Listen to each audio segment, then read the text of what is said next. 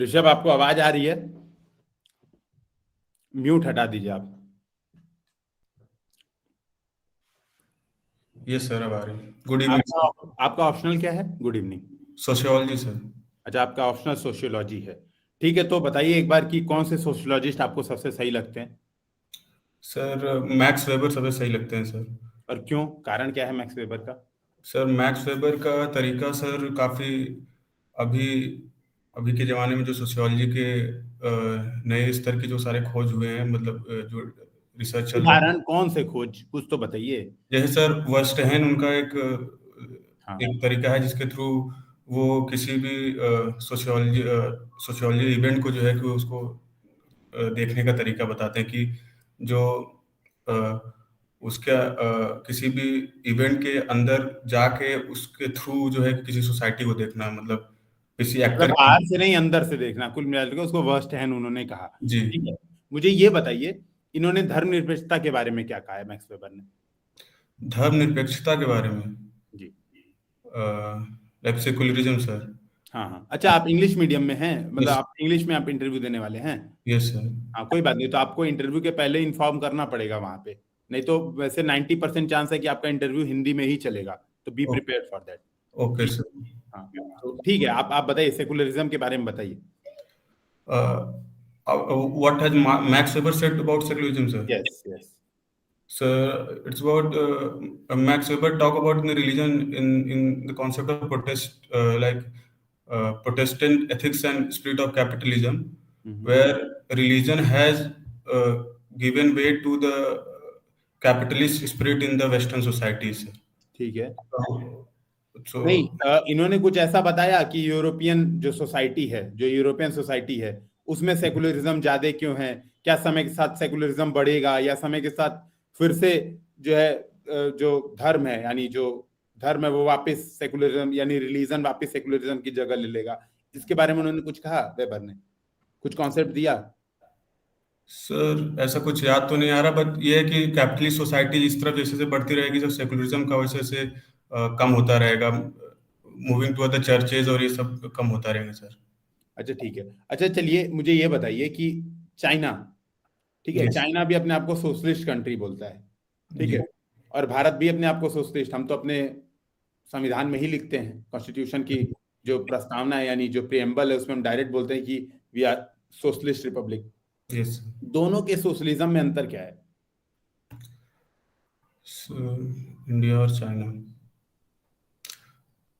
Sir India का socialism basically sir democratic principles पे based है, हम्म। और जो कि चाइना का सोशलिज्म है वो एक type of single party rule है वहाँ पे, जिसके थ्रू वो लोग उसको इम्प्लीमेंट करते हैं। उसको बोलते क्या है, मतलब किस पर बेस्ड है? चाइना का सोशलिज्म किस चीज पर बेस्ड है, इंडिया का सोशलिज्म किस चीज पर बेस्ड है? डेमोक्रेसी आपने इंडिया वाला तो बताया। Yes sir.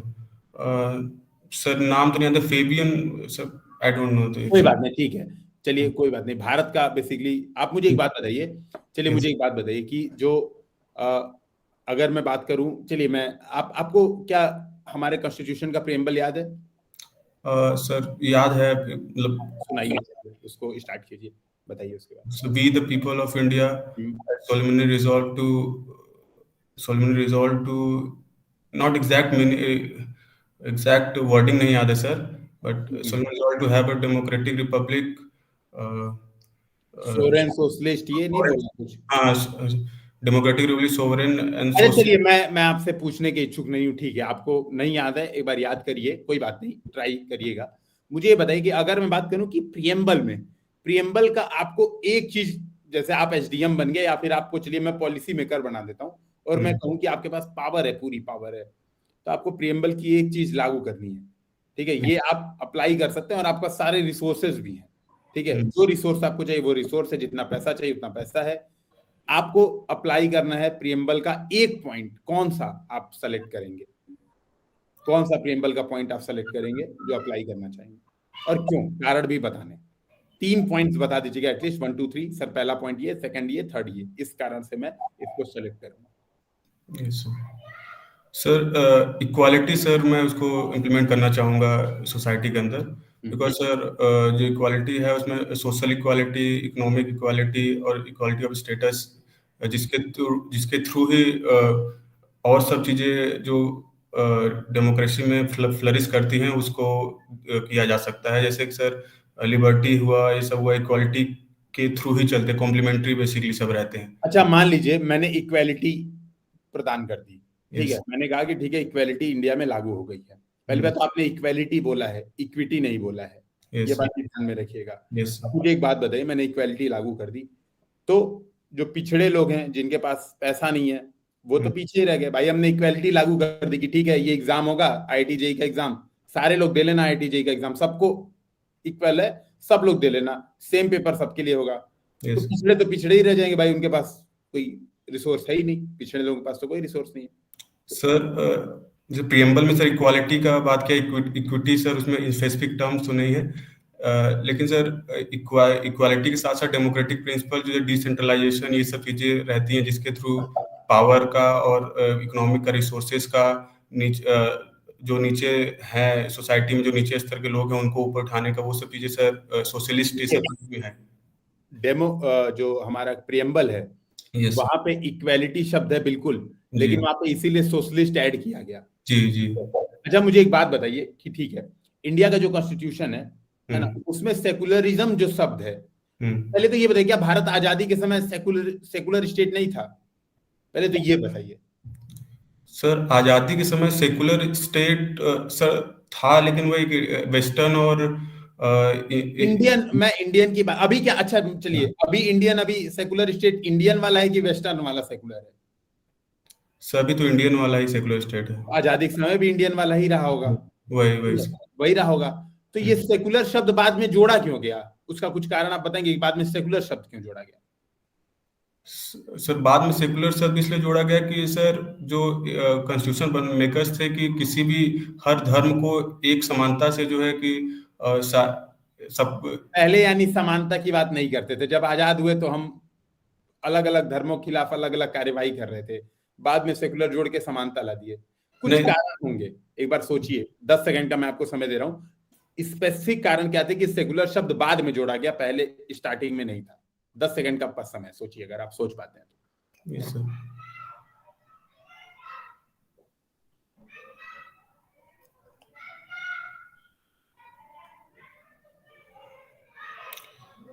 सर ऐसा स्पेसिफिक तो नहीं याद रहा, लेकिन सर ऐसे सिचुएशन हुए जैसे केशवानंद भारती के सब चीजों की वजह से एक केशवानंद भारती सेकुलरिज्म के पहले हुआ था कि बाद में?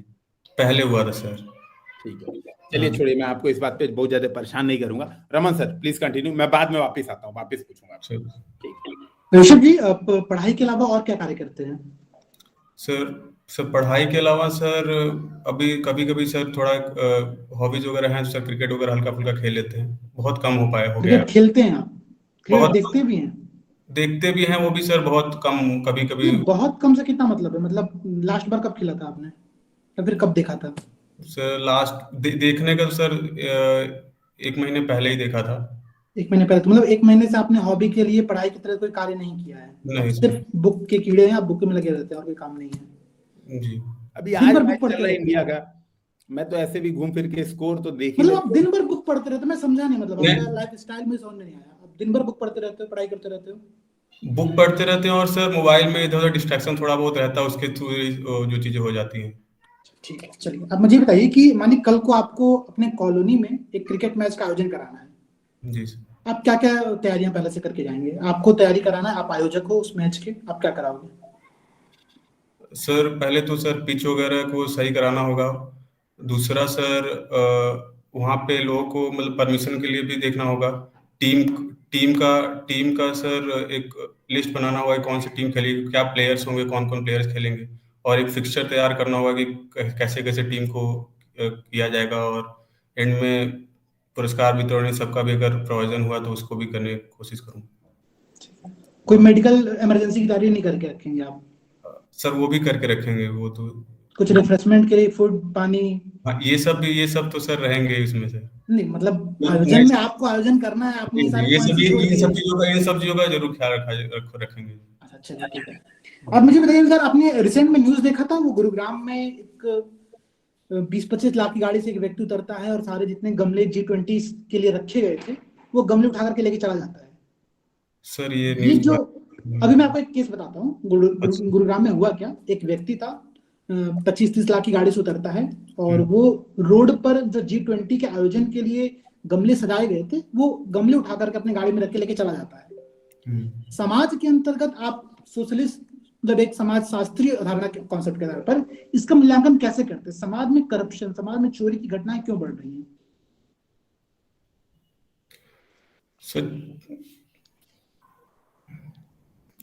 सर समाज में सर ऐसी घटनाएं सर एक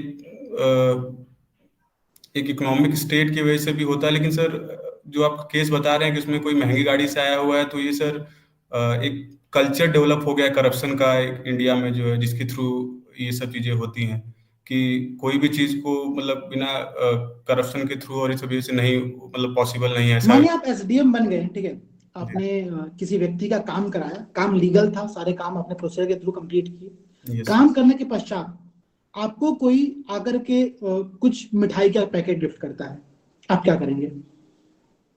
सर मिठाई का पैकेट गिफ्ट करता है सर, ऐसे तो लेना नहीं चाहिए, लेकिन सर एक रूल्स में भी सर दिया हुआ है कि फिक्स अमाउंट ऑफ आप कोई ले सकते हैं, जो है कि फिक्स अमाउंट है सर ये पता नहीं है कि बहुत ही मिनिमल है वो। जो आपके कोई काम आपने अच्छा किया तो होता है कि लोग ऐसे दे दे, लेकिन ऐसे लेना नहीं चाहिए मतलब मेरे हिसाब से।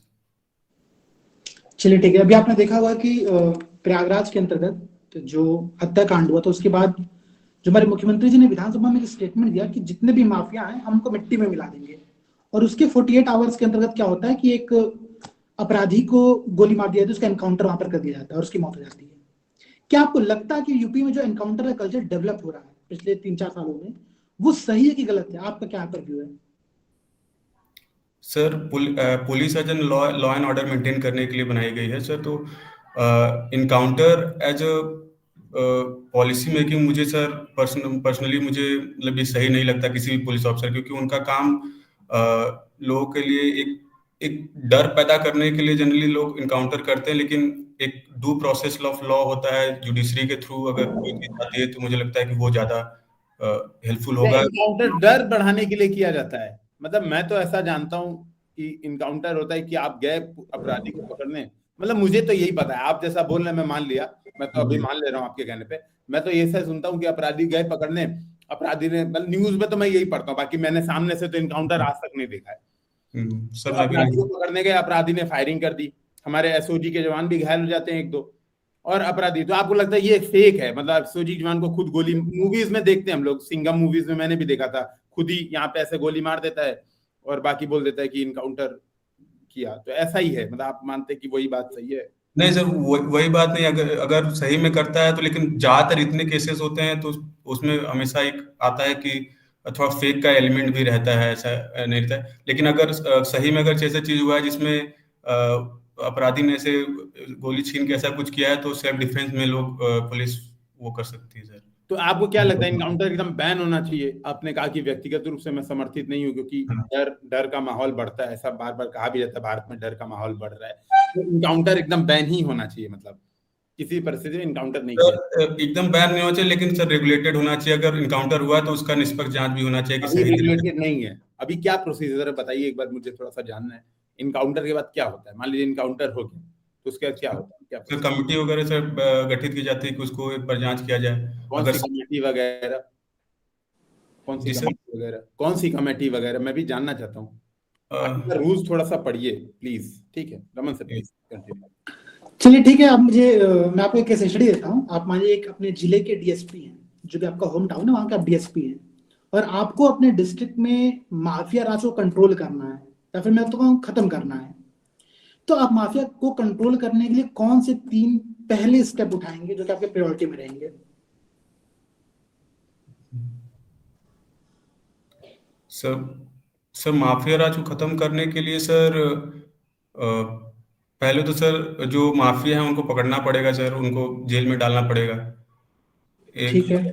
हाँ, दूसरा उनसे कनेक्शन, जो सारी चीजें जिसके थ्रू उनका ब्लैक मनी वगैरह, जिसके थ्रू उनका फंडिंग होता है, उसको कट डाउन करना होगा सर। और तीसरा सर, ये दो चीजें सर अभी याद आ रही हैं। ठीक है, चलिए आप मुझे बताइए, आपने यूनिटी मॉल का नाम सुना हुआ है?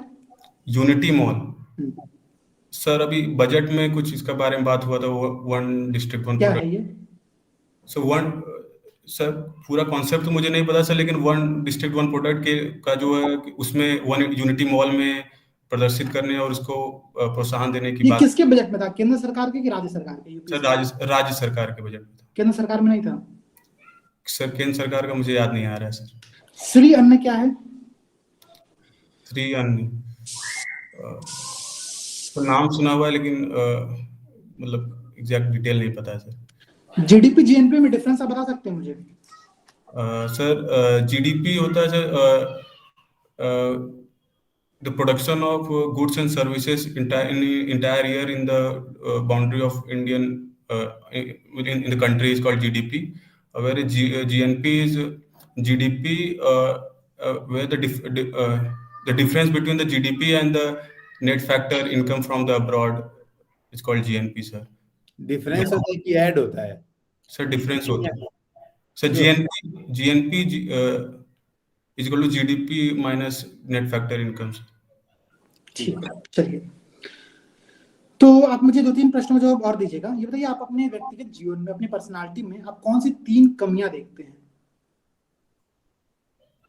सर कमियों में सर पहला है सर कि मैं लोगों को फेस वैल्यू पे लेता हूँ। जनरली डिड्यूस कर पाना थोड़ा मुश्किल होता है कि क्या उनका इनहेरेंट मोटिव है, उसको करने की होती है। सर समटाइम कभी कभी सर डिसिप्लिन में भी थोड़ा मेरे इश्यूज होते हैं, मैं डिसिप्लिन नहीं रह पाता हूँ, उसके लिए काम करना होगा सर।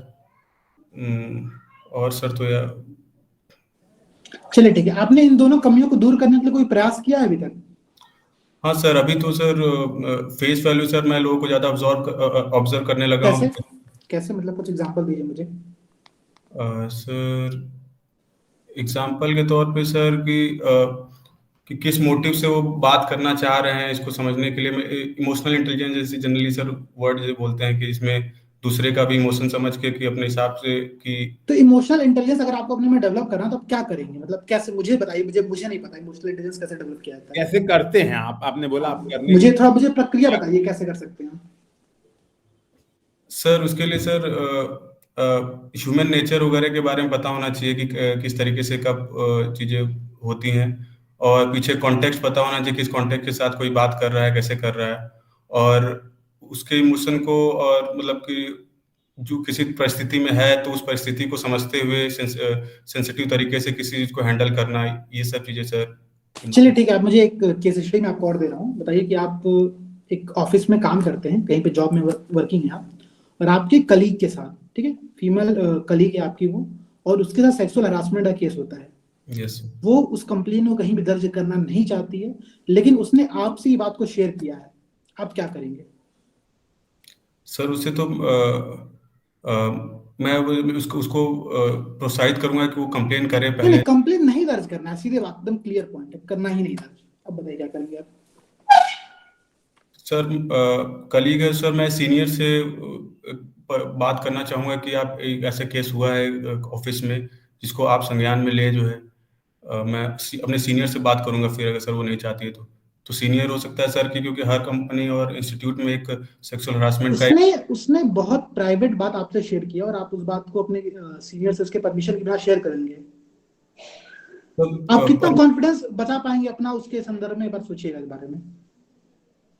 सर वही मैं उससे बात करके उसको कन्विंस करने की कोशिश करूंगा सर सबसे पहले, और नहीं तो होगा सर जो फीमेल कलीग्स और होंगे उनके साथ उनसे पूछ के कन्विंस करने की कोशिश करूंगा कि ये सही चीज नहीं है, इसको बढ़ावा देना जो सामने वाला है जो किया है उसके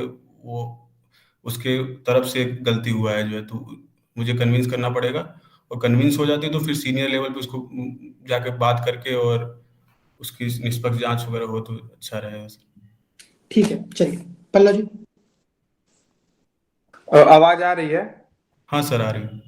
ठीक है, मुझे पहले ये बताइए कि अगर आप किस जिले से हैं? सर वाराणसी। वाराणसी से।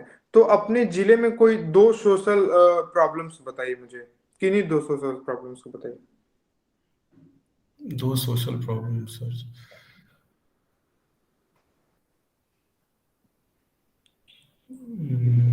मैं गया था वाराणसी में, बेगर्स मैंने बहुत देखे थे। मेरे हिसाब से एक सोशल प्रॉब्लम तो ये बहुत है उधर, घाट के स्थल पे बहुत सारे बेगर्स, मतलब, और अंग्रेजी बोल बोल के वो, मतलब इंग्लिश बोल लेते हैं लेकिन भीख मांगते हैं, और अच्छे खासे बच्चे हैं मेरे हिसाब से।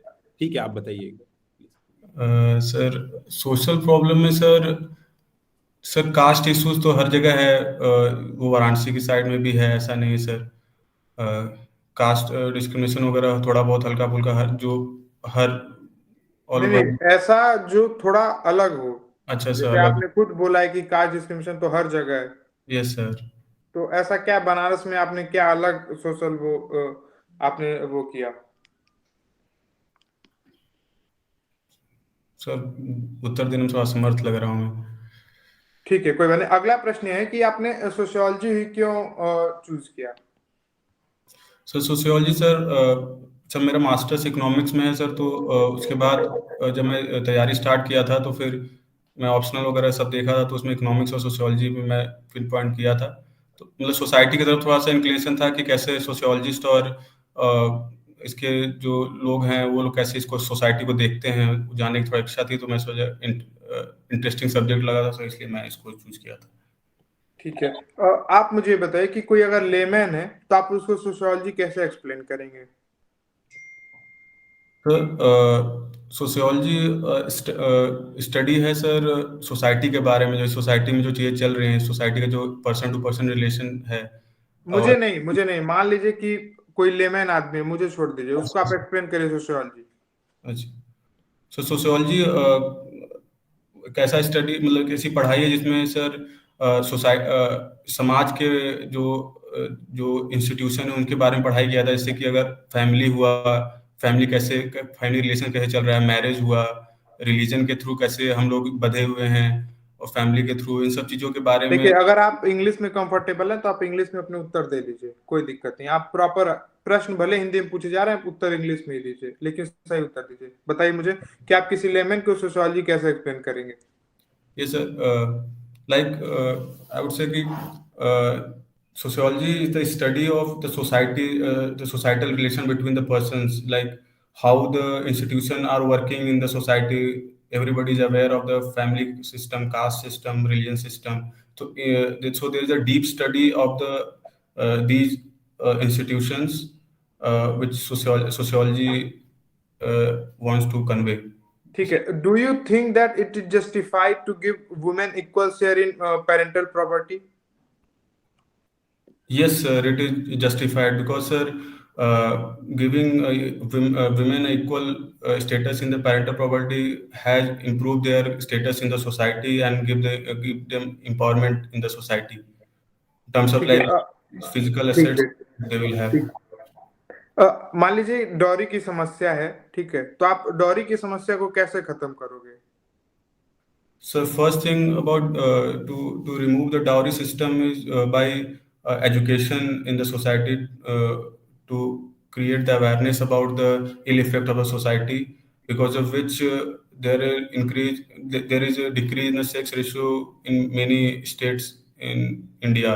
नहीं So नहीं, उसके प्रॉब्लम नहीं, मैंने ये पूछा है कि आप उसको खत्म कैसे करेंगे। ये तो education, डॉरी से होने वाले आप प्रॉब्लम बता रहे हैं कि डॉरी से ये प्रॉब्लम होता है, आप डॉरी को खत्म कैसे करेंगे?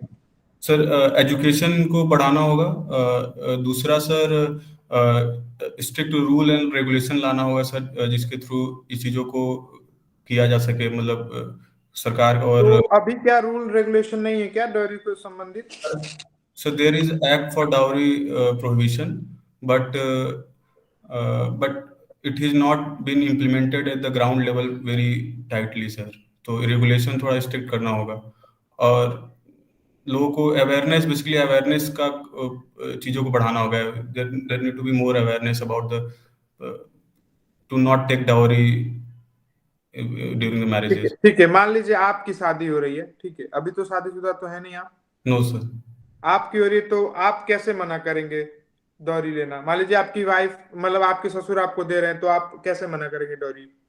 सर जिस मेरी एजुकेशन लेवल सिस्टम एजुकेशन जिस स्तर का है सर, मैं उनको मना कर पाऊंगा और अपने पेरेंट्स को सबको कन्विंस करूंगा सर, क्योंकि ये कैसे, वही पूछे जरा कैसे।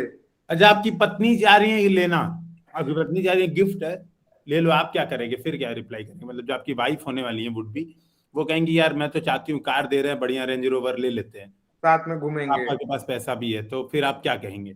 नहीं सर, क्योंकि ये परपेचुएट होता है सर। अगर ऐसा करूंगा तो और सब लोग इसको देख के करेंगे, लेकिन इसको नहीं लेना। आप पितृ सत्तात्मक सोच बहुत रखते हैं, अपनी पत्नी की इच्छा का भी आप सम्मान नहीं कर सकते हैं, तो फिर ये पितृ सत्तात्मक नहीं सर, ये मटेरियलिस्टिक चीजों का सर आरसी की एक सोशल प्रॉब्लम तो मुझे और दी गई। ठीक है सर, पल्लव सर प्लीज। अच्छा, जैसे आप एक, मैं वो दे रहा हूँ, आप बताइएगा आप इससे सहमत हैं कि नहीं। जैसे मान लीजिए घर में आता है दहेज में आपके फ्रिज, यस ठीक है, आप तो ऑफिस चले जाएंगे, फ्रिज यूज कौन करेगा? आपकी बीवी।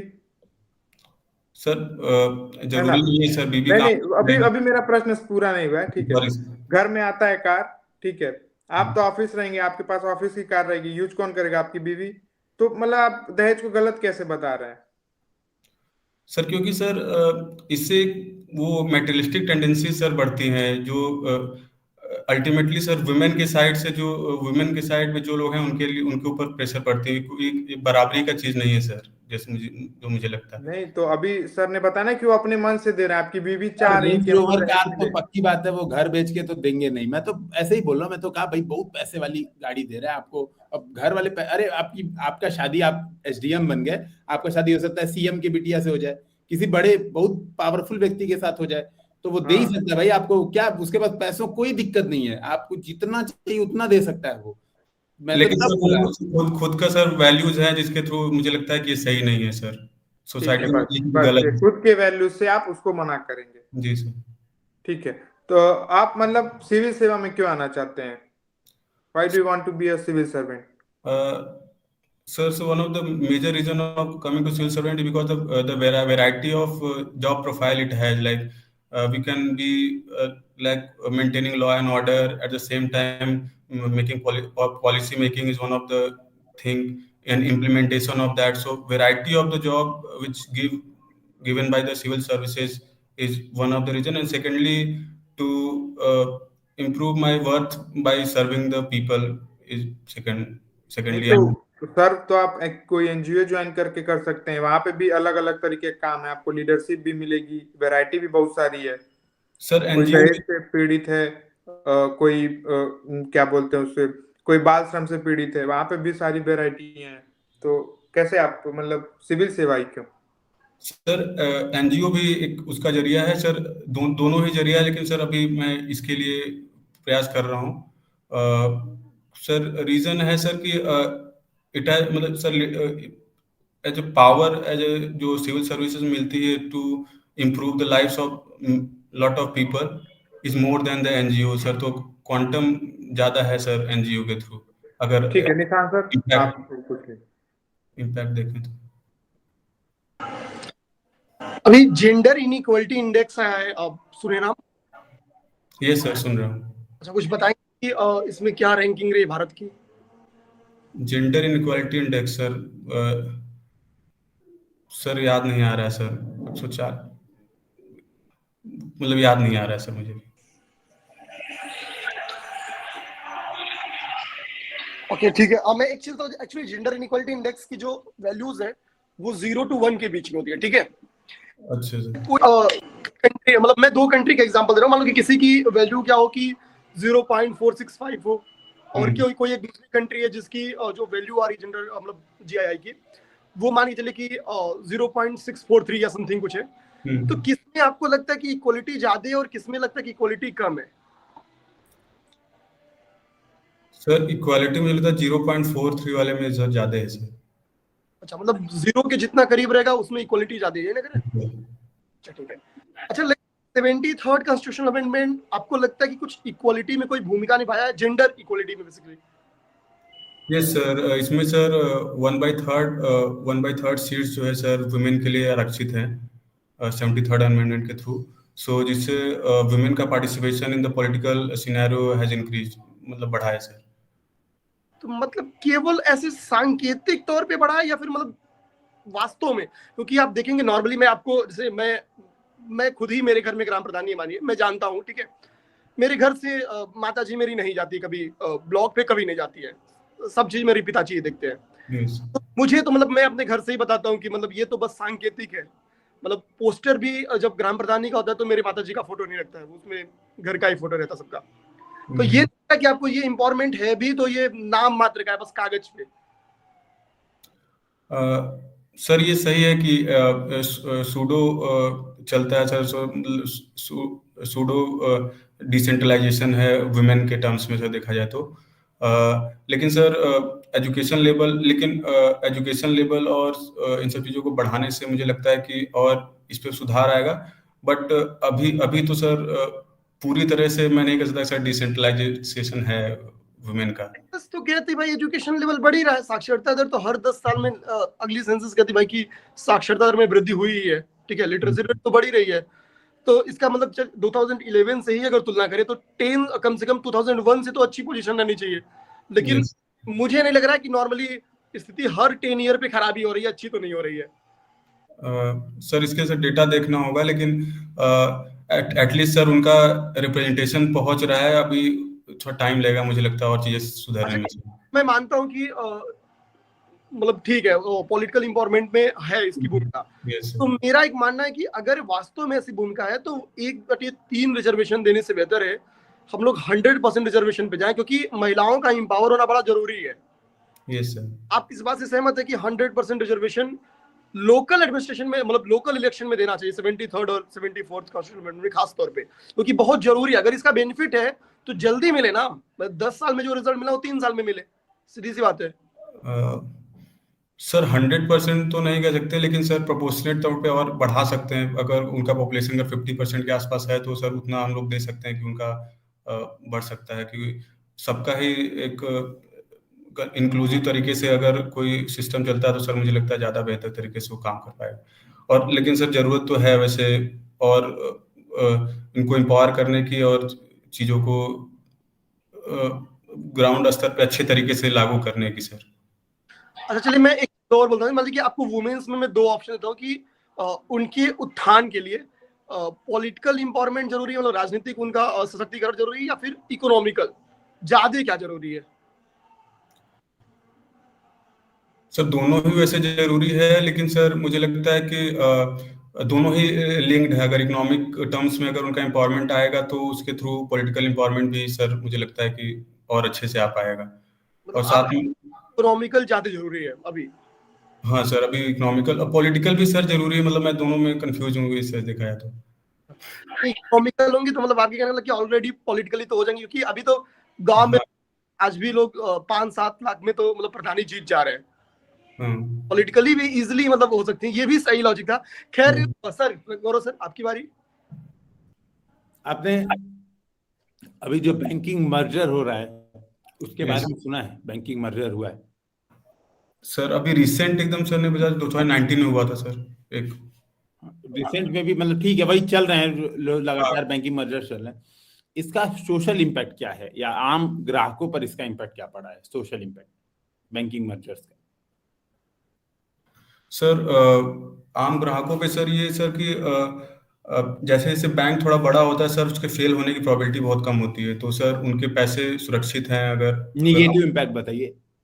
क्या सर? निगेटिव इम्पैक्ट, पॉजिटिव मुझे पता है, निगेटिव बताइए। मुझे निगेटिव नहीं पता था तो मैं सोच रहा था आपसे पूछूं तो अच्छा लगेगा। हम नेगेटिव सर ये है कि सर लोगों के में बैंकिंग को लेके थोड़ा सा कंफ्यूजन भी रहता है कि मतलब बैंक्स चेंज हो जाते हैं लोगों के, दूसरे अगर मर्जर होने के बाद बड़े बैंक में मिल जाते हैं। तो एक ये नेगेटिव है, लेकिन बहुत छोटा है। लेकिन सर मर्जर का सर पॉजिटिव थिंग्स ज़्यादा मुझे लगता है कि ओवर पावर करेंगे सर। अच्छा, प्राइवेटाइजेशन जो हो रहा है, बहुत सारे बड़े बड़े जो PSUs हैं, एयर इंडिया को पूरा ही प्राइवेटाइजेशन कर दिया, उसका क्या सोशल इम्पैक्ट है? सर प्राइवेटाइजेशन अगर एफिशिएंसी को इंक्रीज करता है तो सर मुझे लगता है होना ही चाहिए सर। और एयर इंडिया का सर ऐसा कोई सोशल इम्पैक्ट। अच्छा हाँ सर प्रश्न ध्यान से सुनिए आप, सोशल इम्पैक्ट मैं पूछ रहा हूँ। ये sir social impact sir social impact है सर कि जो पैसा सर जो बचेगा जो गवर्नमेंट दे रही थी उसको जो है सर ग्राउंड लेवल पे सर और वेलफेयर के लिए लगाया जाएगा, एजुकेशन, ये सभी जो चीजें पहले गवर्नमेंट ऐसा दे रही थी सारी कंपनियों को। मुझे तो पता है कि जैसे पीएसयूज हैं, बहुत सारी ऐसी पीएसयूज हैं जैसे बीपीसीएल है, एचपीसीएल है, तो पैसा कमा के देती है गवर्नमेंट को, हर साल डिविडेंड भर भर के कई करोड़ का डिविडेंड देती है। Yes sir. तो इनका प्राइवेटाइजेशन में गवर्नमेंट का पैसा बच जाएगा। अच्छा ठीक है, बच जाएगा तो सोशल वेलफेयर करेगी, इसका सोशल इम्पैक्ट होगा। और कोई दूसरा इम्पैक्ट, सोशल इम्पैक्ट? और सोशल इम्पैक्ट सर क्या नौकरी रोजगार इन लोग को, मतलब जो एम्प्लॉयमेंट जनरेशन है, इसको आप सोशल इम्पैक्ट नहीं मानते हैं? ये सर, ये भी एक इम्पैक्ट है सर, सोशल एम्प्लॉयमेंट जनरेशन होगा ये तो सर होगा। ठीक है, एम्प्लॉयमेंट जनरेशन बढ़ जाएगा आपके हिसाब से। हाँ, जॉब क्रिएशन बढ़ जाएगा। ठीक है, ठीक है, तो यहाँ पे समाप्त करते हैं हम लोग इंटरव्यू। ठीक है, दिन ही है। Yes sir. ये पहला मौका है आपका? Yes sir. हाँ, वो फील आ रही थी। अच्छा, पहला इंटरव्यू भी है यूपीपीसीएस में? यस सर, पहला इंटरव्यू। और ये पहला मॉक भी है? ठीक है, इसके अलावा आपने कहीं मॉक नहीं दिया अभी तक? अभी तक नहीं दिया सर। ये फील आ रही थी। अभी देखिए, आप बहुत जगह, कई जगह ना, ये शुरुआत में मुझे देख रहा था आप कॉन्फिडेंट लग रहे थे, लेकिन आपका कॉन्फिडेंस अचानक से एकदम जमीन पे चला गया, मतलब एकदम ही गायब हो गया कॉन्फिडेंस। इसका एक रीजन हो सकता है कि हिंदी में हम लोग पूछ रहे थे क्वेश्चन, लेकिन जब आप इंग्लिश में भी आंसर दे रहे थे तो आप थोड़े कंफ्यूज टाइप के लग रहे थे। जैसे जीडीपी जीएनपी एक बार पढ़िए प्लीज, ठीक है? एक बार उसको देखिए कि आपने क्या सही बताया है या आपने गलत बताया है, उसको देखिएगा एक बार। ठीक है, मैं जबरदस्ती कमेंट नहीं कर रहा हूँ, मैं कह रहा हूँ आप एक बार चेक करिएगा। फिर जैसे ना क्या है कि एक चीज मैं बता रहा हूँ, वहां पे 90% चांस है आपका इंटरव्यू हिंदी में ही होगा, तो थोड़ा अपने आपको प्रिपरेशन कर लीजिएगा, नहीं तो वहां ये वाला कॉन्फिडेंस डाउन हो गया ना अचानक से, तो आपको नुकसान होगा। मैं तो आपको डरा रहा था जबरदस्ती, कई बार मैंने हार्श आपसे क्वेश्चन पूछे, मैं आपको बस प्रेशर लेवल चेक करना चाह रहा था कि आपको प्रेशराइज करने पे आपका रिएक्शन क्या होता है, वो मैं जबरदस्ती आपको डराने की कोशिश कर रहा था। वहां भी करेंगे, कई मामलों पे वहां भी करेंगे, और वहां पे प्रेशर चेकिंग होगी। आपको निर्भीक होके, एकदम नीडर होके आंसर देना है, घबराना नहीं है क्वेश्चन में। वो आपको सेलेक्ट करने के लिए बैठे हैं, आपको रिजेक्ट करने के लिए नहीं बैठे हैं। ये मत सोचिए कि आपको रिजेक्ट करने के लिए बैठे हैं। दूसरी बात, ऐसा कुछ बहुत मैटर भी नहीं है इंटरव्यू का। अगर आपके मेंस में नंबर अच्छे हैं तो इंटरव्यू में 10-20 नंबर का गैप होगा, बस यही होगा। ठीक है, तो अपने आप को प्रेशराइज मत कीजिए। सबसे पहली बात, कुछ पर्सनैलिटी लेवल पे चीजें सही कीजिए, जैसे इनकाउंटर जैसे मुद्दों पे आप समझ अपनी सही कीजिए। आपको पता नहीं है, एनएचआरसी की जांच होती है, इनकाउंटर के बाद एनएचआरसी जांच करता है, रिपोर्ट लगाता है, चाहे कोई कमेटी एसआईटी बने मत बने। एसआईटी इस मामलों में गठित होती है, उसका भी आपको नाम होना चाहिए सर, एसआईटी गठित। आप कई बार एकदम लापरवाही पूर्ण आंसर दे रहे हैं, ऐसा लग रहा है कि आप इनफॉर्मल, लग रहा है कि आप इनफॉर्मल मीटिंग में बैठे हैं, कलीग्स से बात कर रहे हैं। हो सकता है आप मुझे पहले से जानते हो सकता है कि यहाँ पे यूपीएससी हिंदी टीम में अगर आप पहले कभी जुड़े होंगे तो हो सकता है पर्सनली हमारी बातचीत भी हुई हो, लेकिन इंटरव्यू के दौरान आपको इनफॉर्मल नहीं होना है। आप कई जगह कह रहे हैं वगैरह, कमेटी वगैरह गठित कर देंगे, मैं वर्ड्स मैंने प्रॉपर नोट किए हैं, आप इनफॉर्मल बन जा रहे थे एकदम। यूनिटी मॉल में सर बजट में कुछ कुछ हुआ था, ऐसा लग रहा है कि मतलब दोस्तों से बात कर रहे थे। किसी ने पूछा मेरे दोस्त ने, अरे यूनिटी मॉल के बारे में, अबे कुछ तो आया था यार बजट में, भाई श्योर नहीं है, तरीका नहीं याद है सर, नहीं याद आ रहा है सर, रिकॉल नहीं हो रहा है, ये तरीका होता है। कुछ कुछ हुआ था बजट में, रिकॉल नहीं हो रहा है। फिर पूछा गया कि स्टेट बजट में है और नेशनल बजट में है, तो आपने बोला सर स्टेट बजट में, ये केवल दोनों में है। आपको अगर नहीं पता है ना क्लियर, तो आप वहां पे कॉन्फिडेंस से इस बात को बोलिए सर मुझे नहीं पता है। आप ब्लफ करने की कोशिश मत कीजिएगा। इससे मैं बहुत कम इरिटेट हुआ हूं, मैं इरिटेट हूं नहीं असल में, मैं आपको बस बता रहा हूं कि एग्जामिनर बहुत ज्यादा इरिटेट हो जाएगा। बार बार आप ऐसा करेंगे, एक दो बार गलती माफ होती है, आपने एक बार किया वगैरह ऐसा नॉर्मल शब्द, उसको लगेगा ठीक है यार गलती से निकल गया। बार बार यूज करेंगे, बार बार लापरवाही पूर्ण आंसर देंगे, है ना, जैसे आपको घुमाया गया वैसा ही आंसर देंगे। जब मैं, और एग्जामिनर की फीलिंग भी चेक करनी है आपको एज ए एग्जामिनर। जब मैं कह रहा हूं, आप सोचिए ना, आप मेरी बात का लॉजिक नहीं दे पाए। आपकी बात अगर लॉजिकल है, समझिएगा, आपकी बात अगर लॉजिकल है तो वाकई आप तने रहिए, एकदम एकदम रीढ़ की हड्डी सीधा होकर आप बोलिए हाँ सर ये बात एकदम सही है। yes, अगर आपकी बात लॉजिकल नहीं, मैं आपसे कह रहा हूँ यार वो पितृसत्तात्मक हो तुम तो आपको वो बोलना चाहिए, हाँ सॉरी सर मुझे ये फील नहीं आई, मैं बातचीत करूंगा, मैं डिस्कशन करूंगा। आप सॉरी बोल के अपनी बात को लेवल पे ला सकते हैं जब लॉजिक सामने वाले का पक्का हो। मेरा सर, आप समझिए, आपकी वाइफ है, यानी आप उसको घर पे काम धंधे के लिए ले आ रहे हैं कि भाई काम करेगी, घर के झाड़ू पोछा लगाएगी, आप तो उसको, यानी शादी तो आपका टारगेट ये हो गया।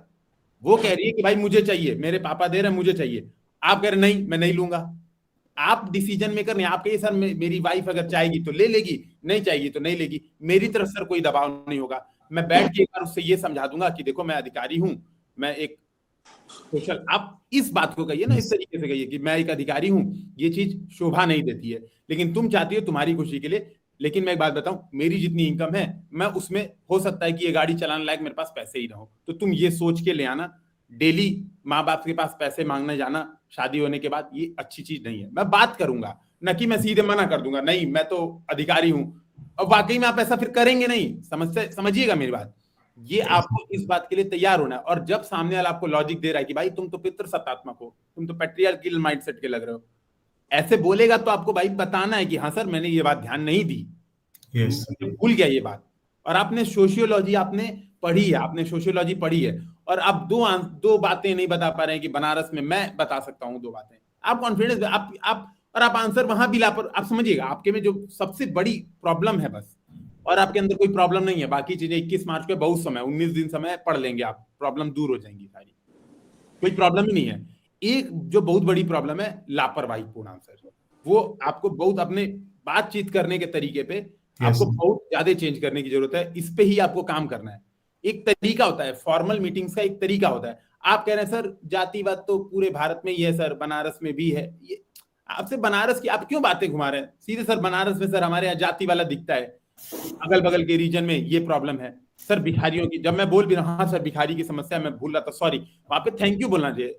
जो आपके जो चेयरमैन होंगे वो बीच बीच में बोलेंगे, वो प्रॉपर आपको बीच बीच में ना आपको मदद करेंगे। कई बार जो बगल, इवन अगर बगल वाला कोई आपका जो एक इंटरव्यूअर पे कुछ अगर एक मेंबर है और मेंबर आपको परेशान कर रहा है, ड्रिल किए जा रहा है, तो प्रॉपर टोकेंगे कि नहीं भाई अब हो गया, मत परेशान करो। वो ऐसे क्लियर ऐसे बोलेंगे बस अब परेशान करना बंद करो। तो आपको वहां पे एक रिस्पेक्ट दिखानी है कि हाँ और वहां पे खुश होना है, थैंक यू सर ये तो मैं प्रॉब्लम से छूट गया था, मैं प्रॉपर बोल रहा हूँ और आप इसको इग्नोर किए जा रहे हैं। आप अपनी दुनिया में ऐसा लग रहा है कि आप मस्त एकदम कुछ सोच के आए रटा। फिर कई बार कुछ चीजों पे ध्यान रखना है। आप कह रहे हैं कि सर मुझे याद नहीं आ रही है ना मेरी कमी, आप रट के बैठे हैं कमियां। आपसे रमन सर ने केस स्टडी पूछा, सर मुझे याद नहीं आ रहा है, इसके बजाय सर मैं इतना ही सोच पा रहा हूँ। देखिए मैं वही कह रहा हूँ, आपके अंदर आप समझ रहे सारी प्रॉब्लम्स कहाँ की जड़ है। इनफॉर्मेलिटी, जो आप दोस्तों के साथ रह के उनसे बातचीत के आदी हो गए हैं, वो इनफॉर्मेलिटी आपकी सबसे बड़ी प्रॉब्लम। बस बाकी कंटेंट आप बहुत आराम से तैयार कर लेंगे। इनकाउंटर का इशू है, आप इसको बोलिए कि सर ऐसा ऐसा है, आपको नहीं पता है तो बोलिए सर नहीं पता है, आपकी राय में सही नहीं है, आपने वो बात बोल दी। लेकिन आप उसको लापरवाही पूर्ण नहीं दे सकते कि सर कोई कमेटी वगैरह बैठती है ना, कमेटी वगैरह बना देते हैं, है ना, और इनकाउंटर तो सर हमेशा आप कह रहे हैं कि इनकाउंटर फर्जी का तत्व आ जाता है इसमें। इस बातों से थोड़ा सा बचना है। और ये सर कई बार मैं तो न्यूज़पेपर ही पढ़ता हूँ, कई बार क्वेश्चन मार्क उठते हैं सर, और सरकारी प्रक्रियाओं पे हमेशा क्वेश्चन मार्क उठते हैं। ये सरकार की जवाबदेही है कि उन क्वेश्चन मार्क्स को हटाए, ये सरकार की जवाबदेही है, जिम्मेदारी है सरकार की। लेकिन सर इनकाउंटर मेरे हिसाब से सर सही नहीं है, वो स्टैंड आपका खराब नहीं है। जैसे हो सकता है मेरे लिए इनकाउंटर बहुत सही हो, मैं तो मानता हूँ भाई बहुत सही इनकाउंटर, मारो सबको। आपके लिए वो सही नहीं है, आपने अपना स्टैंड लिया, बहुत अच्छे से लिया, लेकिन उस स्टैंड को डिफेंड तो सही तरीके से कीजिए। आप लापरवाही पूर्ण तरीके से करेंगे तो वहीं पे आपके नंबर घटेंगे। वो एक तरीका होना चाहिए, ठीक है। तो मेरे हिसाब से केवल आपको एकमात्र चीज पे काम करना है, शीशे के सामने खड़े होके या फिर कैमरे ऑन करके। हो सकता है आप क्या करिए, अपने मोबाइल का कैमरा ऑन कर लीजिए, जो हमने क्वेश्चंस पूछे ना इन्हीं के वापस टू द पॉइंट आंसर देने की कोशिश कीजिए।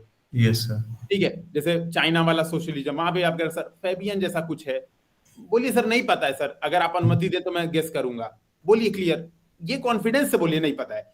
मैं कह रहा हूँ 20 क्वेश्चन ना, मान लीजिए आपसे वो 20 क्वेश्चन पूछे, वो 20 में से आपको 10 नहीं पता है या 10 में आप डाउटफुल हैं, और आप कॉन्फिडेंस से बोल रहे हैं ना, अपना कॉन्फिडेंस नहीं डाउन होने दे रहे हैं, कॉन्फिडेंस बोलिए सर नहीं पता है, सर नहीं पता है, सॉरी सर मैं दोबारा देखूंगा, मुझे नहीं पता है। आप ये आंसर दे रहे हैं, और जो 10 आपको आते हैं उस 10 के आंसर आपने बहुत फॉर्मल तरीके से, बहुत ही concise to the point answer दिया, आपके नंबर 70 प्लस आएंगे। लेकिन आपको 20 के 20 आते हैं और आपने बहुत लापरवाही तरीके से आंसर दिया, तो आपके नंबर 50 भी नहीं आने हैं। ठीक है, तो इस चीज का आपको ज्यादा काम करना है, कंटेंट तो सही हो जाएगा। ठीक है, रमन सर, निशांत सर, लो सर आप लोग। ऋषभ जी कॉन्फिडेंस कैसा लग रहा है अभी आपको? सर अभी थोड़ा डाउन है, लेकिन अभी सुन के सर का अच्छा लगा सर। देखिए मैं आपको बताता हूँ, मैंने जब आपका इंटरव्यू सुनना स्टार्ट किया ना शुरुआत से, मुझे कॉन्फिडेंस की थोड़ी सी कमी लगी, चेहरे पर स्माइल की थोड़ी सी कमी लगी, उत्साह, मतलब आप जोश में नहीं बैठे हुए थे। Yes, आप sir. युवा हो अभी, ठीक है, यंग एज में हो Yes, आप, यंग खून दिखना चाहिए। हाँ भाई हम बैठे हैं सब, आप प्रश्न पूछिए, क्या पूछ लोगे आप मुझसे? मैंने मेंस लिखा है, मैंने प्रीलिम्स क्वालिफाई करके हम बैठा हूँ, ऐसे थोड़ी बैठा हुआ हूँ। Yes, तो sir. कॉन्फिडेंस दिखना चाहिए आपके अंदर, ठीक है, कि मैं हूँ यहाँ पर, आप पूछिए प्रश्न मेरे से, क्या पूछ लोगे आप, ठीक है। इंटरव्यू में जो भी प्रश्न पूछे जाएंगे वो सिर्फ आपसे छोटी मोटी बातचीत है। Yes, sir. 15-20 मिनट का इंटरव्यू होने वाला है, कोई बहुत बड़ा इंटरव्यू होने वाला है। यहाँ पर आपको 30 मिनट का हुआ क्योंकि हम प्रैक्टिस कर रहे हैं अभी, ठीक है। वहाँ 15-20 मिनट का हो, क्वेश्चन का जवाब अच्छे से दीजिएगा। 2-3 चीज पर फोकस करिए, जैसे जितने केस स्टडीज वाले टॉपिक्स हैं। अभी रिसेंट की न्यूज में यूपी में बुलडोजर पॉलिसी, Yes, अभी sir. बुलडोजर चल रहा है, इस पर अपना स्टैंड पहले से क्लियर रखिए कि आप इसके पक्ष में हो कि विपक्ष में हो। अगर पक्ष में हो तो कारण क्या है, विपक्ष में हो तो कारण क्या है, रेडी रहना चाहिए, ठीक है। Yes, sir. नाम परिवर्तन का जो कल्चर चल रहा है, इस पर अपना कॉन्सेप्ट क्लियर रखिए कि नाम परिवर्तन के आप समर्थन में हो कि विरोध में हो। लॉजिक के साथ, लॉजिक तैयार रखिएगा पहले, ठीक है। आप देख सकते हैं कि दिल्ली में लिक्वर घोटाला चल रहा है, तो वहां पर जो मंत्रियों के साथ जो हुआ, उसमें आपका क्या व्यू है, आपका पॉइंट ऑफ व्यू क्या है। खालिस्तान का मूवमेंट, जैसे बहुत सारे टॉपिक्स बच गए पूछना मुझसे, ठीक है। खालिस्तान Yes. का मूवमेंट, ऐसे टॉपिक्स पर अपना कॉन्सेप्ट क्लियर रखिएगा। पहली बात, जब मैं आपसे प्रश्न पूछ रहा हूँ कि भाई 3 बिंदु मुझे बताओ, तो 3 बिंदु बताइए वहां पर एग्जैक्टली। सर पॉइंट नंबर 1 मैं ये देखता हूँ कि ये समस्या है, पॉइंट नंबर 2 मैं ये देखता हूँ ये समस्या है। जैसे मैंने आपसे पूछा कि माफिया राज को कंट्रोल करने के लिए आप क्या करेंगे, आपने 2 पॉइंट बताया, तीसरा पॉइंट गायब कर दिया। मैंने पूछा आपकी कमियां क्या है, आपने 2 पॉइंट बताया, तीसरा पॉइंट गायब कर दिया। मैंने पूछा कि और भी मैंने जो प्रश्न पूछा, आपने घुमा फिरा के 2 ही पॉइंट बताए हैं सब में, ठीक है। तीसरे पॉइंट आप जनरली स्किप कर गए। Yes, sir. बात समझ रहे हो ना? हाँ, 3 sir. पॉइंट बहुत ईजी है बताना। आपके अंदर कमी क्या है भाई? आप सोशल मीडिया का बहुत प्रयोग करते हो, रात Yes. में लेट तक जगते रहते होगे, जंक फूड बहुत खाते होगे, डिसिप्लिन Yes. तो है ही नहीं, कमियां हैं, बताइए क्या दिक्कत Yes. है हम लोगों को, ठीक है। तो कमियों को, और इसमें ये नहीं कि आप पहले से याद करके जाओ, हाँ, हालांकि मैं सजेशन आपको ये दूंगा कि 3 कमियां 3 अच्छाइयां याद कर लीजिएगा, प्लस कमियों को दूर करने के लिए आप कौन से एफर्ट करो। अब आप बता रहे हो कि सर मैंने इमोशनल इंटेलिजेंस का प्रयोग किया, इमोशनल इंटेलिजेंस आपका कॉन्सेप्ट ही नहीं क्लियर है कि कैसे हम कर सकते हैं इस बारे में कार्य।